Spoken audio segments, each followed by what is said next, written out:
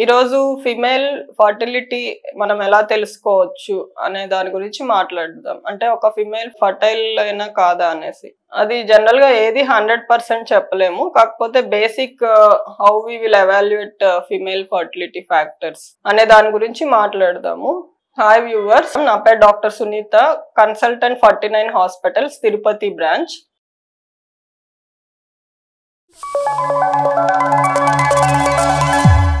Step wise వెళ్తాం అనమాట. History taking అంటే వాళ్ళ కండిషన్స్ ని బట్టి ఒక డెసిషన్ కి రావడం. ఒక ఫిమేల్ లో మంత్లీ రెగ్యులర్ గా పీరియడ్స్ వస్తున్నాయి అంటే నార్మల్ గా వాళ్ళకి అవసరమైనవి అన్ని ఉన్నట్టు పరిగణించుకోవాలి.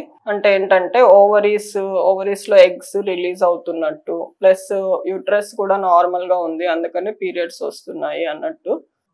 నెక్స్ట్ ఫ్యాక్టర్స్ ఏంటంటే స్కాన్ చేయడం.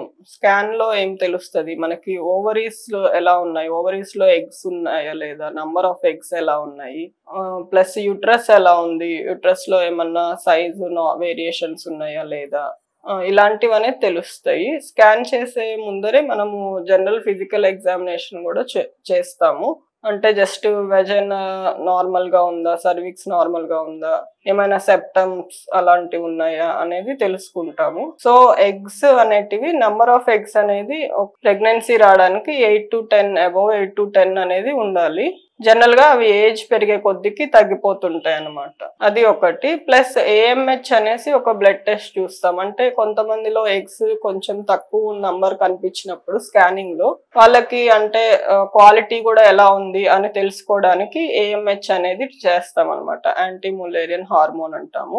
జనరల్ గా అది 2 కంటే అబోవ్ ఉన్న వాళ్ళకి మనకి బెటర్ ఫర్టిలిటీ అనేది చెప్పొచ్చు.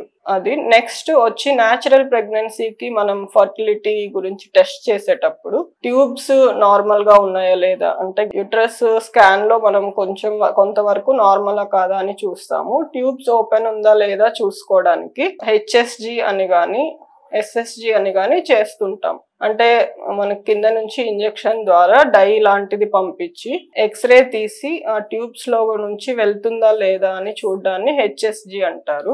నెక్స్ట్ స్కాన్ లో అదే సేమ్ మనం స్కాన్ లో చూసినట్టయితే అంటే కింద నుంచి ఒకటి సెలైన్ లాగా పంపించి ట్యూబ్స్ గుండా అది స్పిల్లేజ్ అవుతుందా లేదా అని చూడడాన్ని SSG అంటారు. సో ఇది ట్యూబల్ బ్లాకేజ్ ఉందా లేదా అనేది తెలుస్తుంది. ఇవి బేసిక్ ఫిమేల్ అనాలిసిస్ అనేది.